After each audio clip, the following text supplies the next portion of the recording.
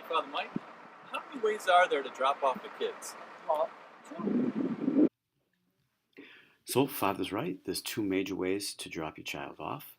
One of the most common is to drive on in, pull in, park your car. Yeah, that's right. I said park your car. You let your child out, and your child then walks up and into the ramp. Usually, myself or another adult is there to greet them. They go down the village hall. They can kind of be down there with another teacher and a couple people to supervise. And then at 8:25 or 8:20, they go up to class, and the day starts at 8:25. Again, we want to be very mindful of how we pull in the parking lot. We don't want to pull in on one drive and then cut through and loop around and park. We just want to pull in and, again, park our car, let our child out nice, slowly, and safely.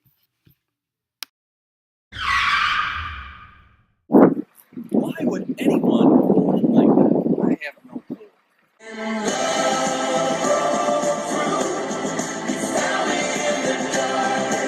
A major way to drop your child off is to literally, basically just drop them off. You wouldn't pull in and pack. You're going to pull in. Now, be mindful. Please take the last exit if you are headed west on Bellevue. Now, if you're on Bellevue and you're coming east, it'll be your first, but you want to take this third exit here. The entrance, I'm sorry, not exit, closest to the field. You're going to kind of pull in. Now, this area is kind of all roped off during the school day, but you'll pull alongside the school. This is our drop-off line. You pull as far forward as you can. Let your car idle, actually come to a stop. Your child doesn't have to tuck and roll and bail out on the vehicle. They can get all their items in a nice orderly fashion. And then again, the area is roped off to keep them safe. They would then exit your vehicle. Your child themselves would walk up and in the ramp, and again, myself or another adult, they'd welcome them. Let them, feel like the welcomed, loved child of God that they are. And then here's the key piece. We're going to make this kind of a one-way traffic flow when we're dropping off and we're picking up children, again, for everybody's safety. So you would then, after your child safely exits the vehicle, you would then pull forward north to Floyd, and then you would either turn right onto Floyd or left onto Floyd, depending on which way you're going. Right onto Floyd, and then you'd go back onto Clyde Park, again, in either direction, whichever works best for you and your family. Please, please, please do not make a U-turn after dropping your child off. I'm telling all these other people to come and pull in here. That is not safe for yourself, for other people's children. No U-turns. Please, don't bang a U. Father Mike, Yeah, I thought a U-turn was in the shape of a U. yeah, not around here. It's more of a this kind of deal. Pickup works incredibly similar, just reversed from drop-off. You'll either pull in and pack again. First through eighth grade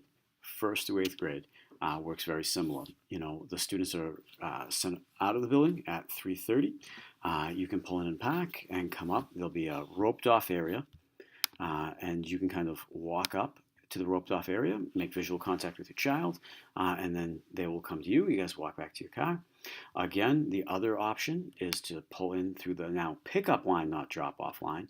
Now, again, this tends to make a line. We ask that you wait in orderly fashion along the line. I am usually there or another adult, and we bring your child right to the car. And then when your child, again, is safely situated in the car, you're going to pull away and up north, heading northward to Floyd. Again, we don't turn around, we don't make a U-turn. It is different for kindergarten. For kindergarten, for their safety, they are dismissed by sight by either Mrs. Blazer or Mrs. DeWitt, depending on which kindergarten section they are in. Both teachers will get to know parents. They will dismiss them at between 3:20 and 3:25. So parents, you'll need to wait for them in this little area right here. All right. They'll make visual contact with you. They'll send their child out to you again for your child's safety. Our kindergartners, getting used to a whole new routine, so their dismissal is a little different. We ask that you're there to make visual contact so that we can guarantee their safe release to you. If in the event that you cannot be there, we ask that you either utilize Preschool and Child Care's drop-in aftercare program, or you call the office so we can get a note to either Mrs. Blazer or Mrs. DeWitt, because again, emailing them is also good, but we'd rather you follow that email up with a phone call to the office. Sometimes they're not able to check their email. Mrs. DeWitt, Mrs. Blazer, fantastic kindergarten teachers, very in love with getting and feel blessed to get to teach your children. They take that as a calling from God. So they sometimes don't get to check their email, and they might miss. Calling the office, getting us to get them a note, probably the best way. But I would build in the redundancy. I would email them as well. I would do both. But again, kindergarten are dismissed by site. Thank you. Hey, Mr. Bruno, what are you doing? Hey, Father Steve. So we do pickup a couple ways. Our kindergartners are dismissed by sight from that door over there. My daughter's in kindergarten, so I'm just waiting for her. The rest of the students, first grade comes out that way too, but the rest of the students come out the ramp door. So if you're packing to pick up and your kid's in kindergarten, you got to be here so Mrs. DeWitt can dismiss by sight.